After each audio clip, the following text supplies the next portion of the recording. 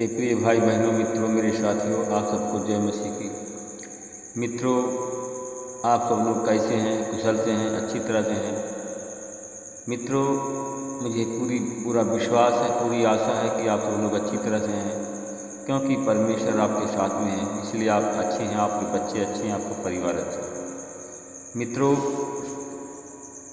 आइए हमारे साथ चैनल में जुड़िए और परमेश्वर के आशीषों का आनंद लीजिए। मित्रों, मेरे साथियों, अगर जो लोग केवल आज पहली बार हमारे चैनल में जुड़ रहे हैं, तो हमारे चैनल के वीडियो को पहली बार देखने जा रहे हैं, तो हमारे चैनल के वीडियो को देखने से पहले हमारे चैनल को लाइक करें और सब्सक्राइब करें, और हमारे जो चैनल के वीडियो को शेयर करें अपने मित्रों, अपने दोस्तों, अपने रिश्तेदारों के पास।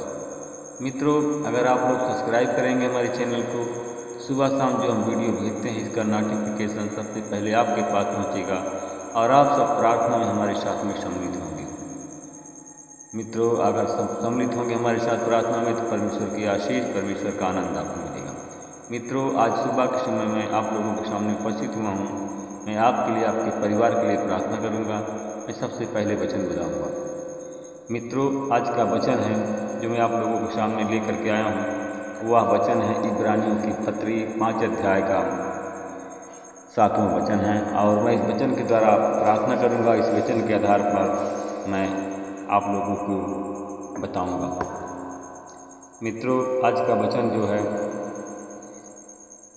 इब्रानियों की पत्री 5 अध्याय का 7वां वचन है। मसीह ने इस पृथ्वी पर रहते समय पुकार पुकार कर, आंसू बहा बहा करके परमेश्वर में से आंसू। मेरे मित्रों, मेरे साथियों, हम परमेश्वर ने क्या किया?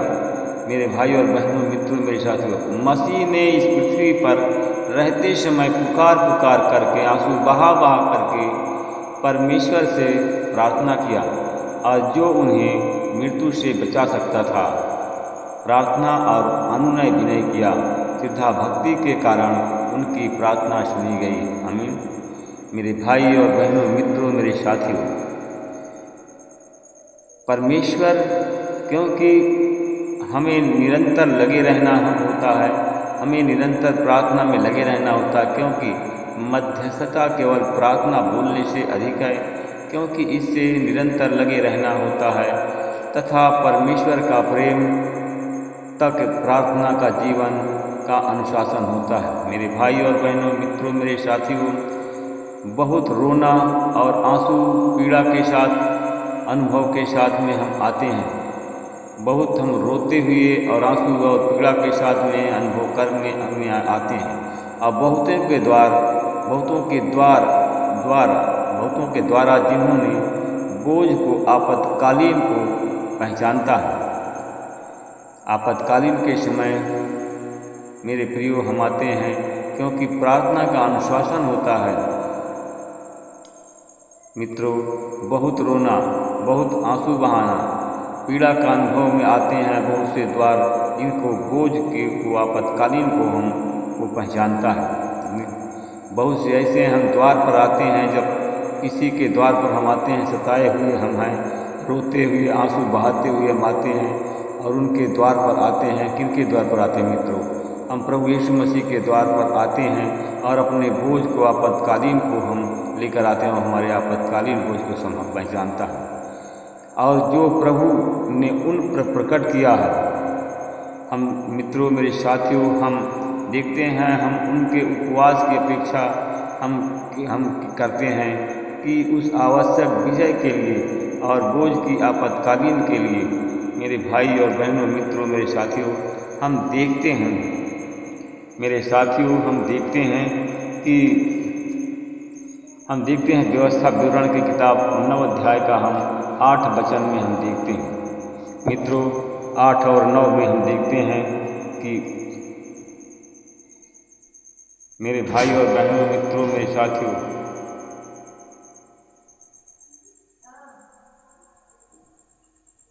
हम देखते हैं 9 और 10 वचनों को हम देखते हैं। जब मैं पत्थर की घाटियों पर उस विधान की पट्टियाँ जो प्रभु ने तुम्हारे साथ स्थापित किया है ग्रहण करने के लिए पहाड़ पर चढ़ा था। तो मैं 40 दिन और 40 रात तक पहाड़ पर रहा। मैंने ना रोटियां खाई और ना पानी पिया। मेरे भाई और बहनों, मित्रों, मेरे साथियों, क्योंकि प्रभु का वचन जो कहता है कि मैंने ना रोटी खाई और ना पानी पिया और 40 दिन 40 रात तक पहाड़ पर चढ़ा रहा। मित्रों, मेरे साथियों, प्रभु ने मुझे अपने हाथ पर से लिखी हुई पत्थर की 2 पट्टियाँ दी और उन पर प्रभु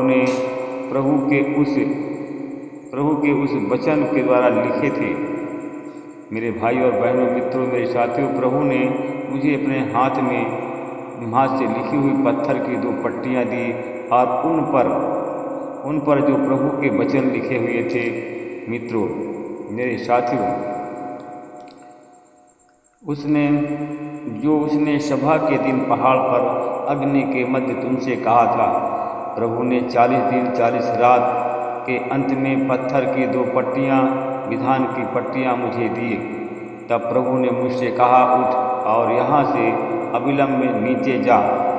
मेरे भाई और बहनों, मित्रों, मेरे साथियों, और क्योंकि तेरे लोग जिनको तूने मिस्र देश से बाहर निकाल लाया था वह भ्रष्ट हो गए हैं। मेरे भाई और बहनों, मित्रों, मेरे साथियों,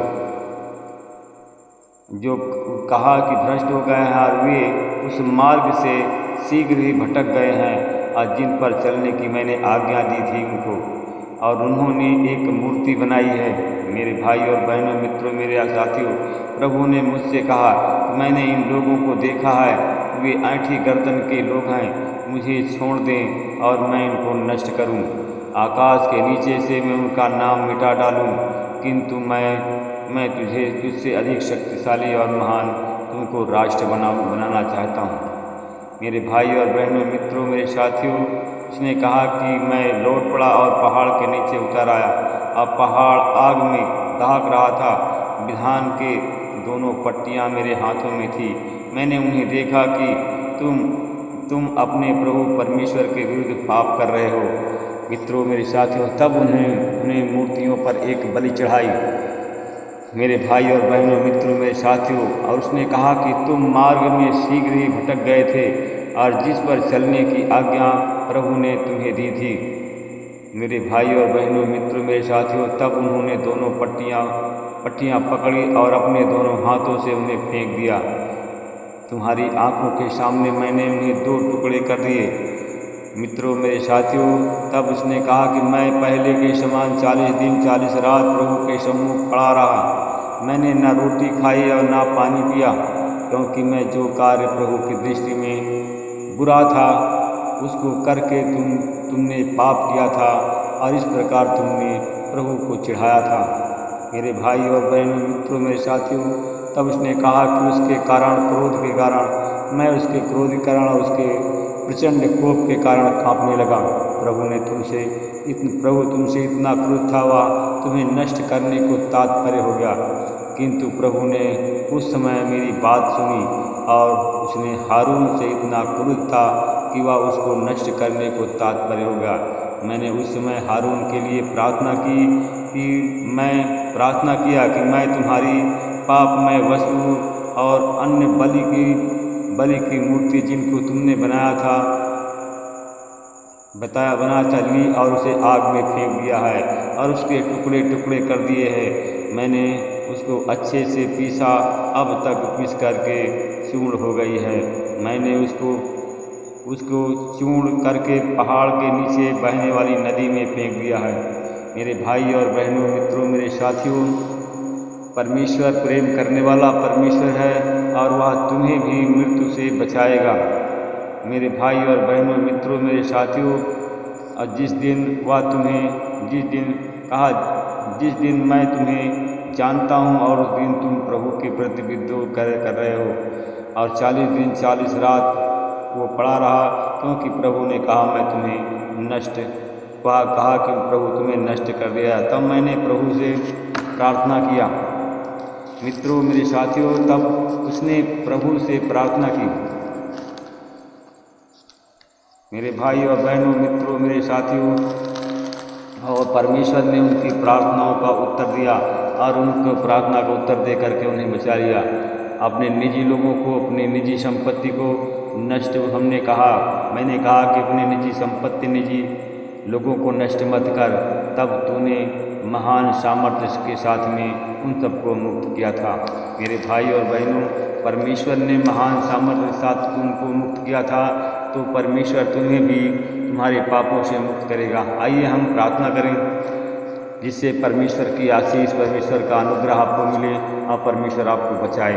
परमेश्वर पिता, मैं धन्यवाद करता हूँ उन भाई और बहनों के लिए मैं प्रार्थना करता हूँ। परमेश्वर पिता, जो लोग परमेश्वर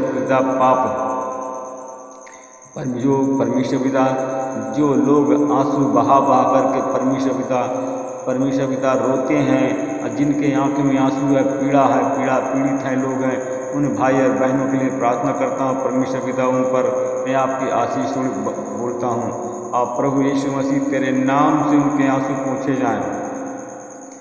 परमेश्वर पिता, बहुत से लोग रो रहे हैं परमेश्वर पिता, जिन्होंने तेरे द्वार पर आकर के जिन्होंने अपने बोझ को आपातकालीन में बोझ को रख दिया है, परमेश्वर पिता उनको पहचानता है। आप प्रभु जो उन पर प्रकट किया है, प्रभु अपने प्रेम को प्रकट किया है और उनको जिनको पहचानता है उनको बचाना चाहता है।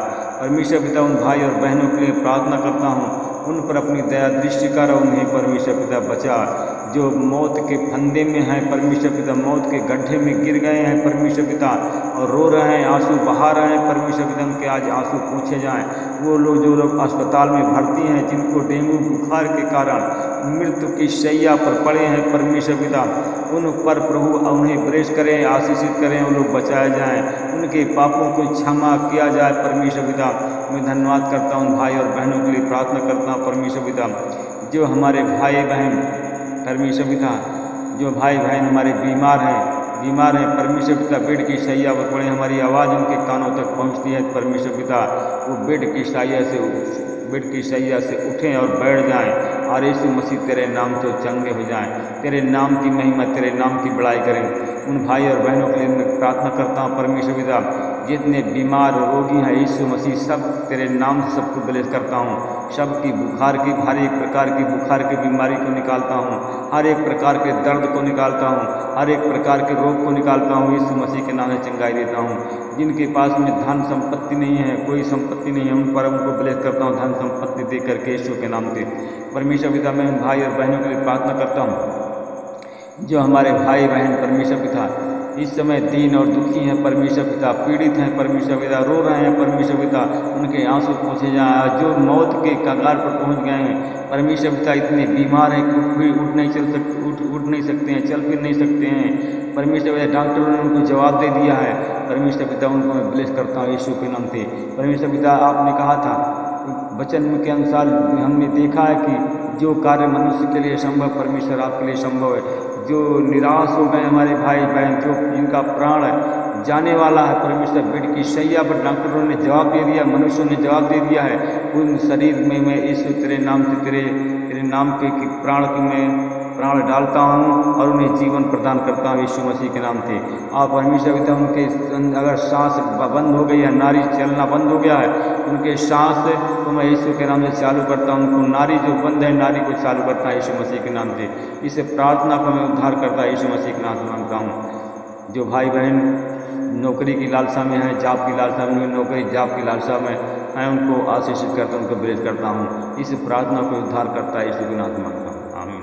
प्रभु आप लोग को आशीष दे, रक्षा